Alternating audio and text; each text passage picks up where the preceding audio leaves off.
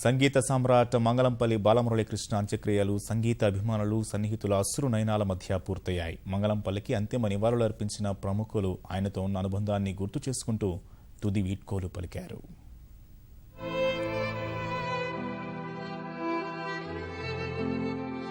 దశాబ్దాల పాటు తన గానామృతంతో సంగీత ప్రియులను ఓలలాడించి దిగంతాలకేగిన సంగీత దిగ్గజం మంగళంపల్లి బాలమురళీకృష్ణకు ఆయన శిష్యులు, సంగీత కళాకారులు, ఇతర ప్రముఖులు అంతిమ వీడ్కోలు పలికారు. చెన్నైలోని సొంత ఇంట్లో ఉంచిన భౌతిక కాయాన్ని సందర్శించి అంజలి ఘటించారు. గాయకులు జేసుదాసు, వాణి జయరాం, రచయిత జొన్నవిత్తుల, సంగీత దర్శకులు మాధవపెద్ది సురేష్, నటుడు కమల్ హాసన్, ఏపీ మంత్రి పల్లె రఘునాథ్ రెడ్డి సహా పలువురు ప్రముఖులు మంగళంపల్లి పార్థివ దేహాన్ని చూసి తుది నివాళులర్పించారు. ఆయనతో ఉన్న అనుబంధాన్ని గుర్తు చేసుకున్నారు.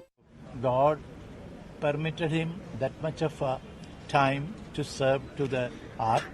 He served it properly. We never forget him. That much, he spread over his capacity in the field of music. చిన్నప్పటి నుంచి నాకు పరిచయం, స్కూల్ డేస్ నుంచి. నేను చిన్నప్పుడు ఆడిన రికార్డింగ్స్లో వారు ఉండేవారు. అప్పుడు ఆల్ ఇండియా రేడియోలో. తర్వాత నేను ప్లేబ్యాక్ సింగింగ్ లైన్లో వచ్చిన తర్వాత ఎన్నో పాటలు వారు కూడా నేను డూయట్స్ పాడాను పిక్చర్స్లో. ఆయన చేసిన ప్రతి పని కూడా మన రాబోయే తరాలకి చాలా గొప్ప ఉపయోగించుకుంటే చాలా గొప్ప దారులు ఆయన సంగీతం ద్వారా మనకి అప్పజెప్పి వెళ్ళిపోయారు. అందరూ వాగ్గేయకారుల యొక్క సంగీతాన్ని 80 సంవత్సరాలుగా ఈ జాతికి అందించిన ఆయన. అంతేకాదు, ఆయన మహాకవి. 16 సంవత్సరాల వయసులో 72 మేళకర్తలకి కీర్తనలు రాయటం మొదలుపెట్టి 21 సంవత్సరం వచ్చేసరికి 5 సంవత్సరాలలో ఒక వాగ్గేయకారుడై ఆయన కృతులు రాశారు. ఇలాంటి ఒక మహా కళాకారుడు ఇలా జీవించారు, ఇలా పాడారు మా కోసం అని చెప్పి నమ్మించాలి వచ్చే జనరేషన్స్కి. అలాంటి మహానుభావులు.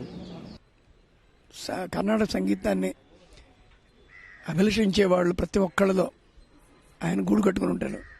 ఆయనకి మరణం లేదు. త్యాగరాజస్వామి 5వ పరంపర. త్యాగరాజస్వామి మనం ఎవరు చూడలేదు, కానీ ఆయన 5వ పరంపరను చూసాం. ఆయనతో కొంతకాలం ఉంటాం అనేది మనకు గర్వంగా చెప్పుకోవచ్చు. చెన్నైలోని బీసెంట్ నగర్ శ్మశాన వాటిక వరకు మంగళంపల్లి అంతిమయాత్ర నిర్వహించారు. బాలమురళీకృష్ణ పెద్ద కుమారుడు అభిరామ్ అంత్యక్రియలు నిర్వహించారు.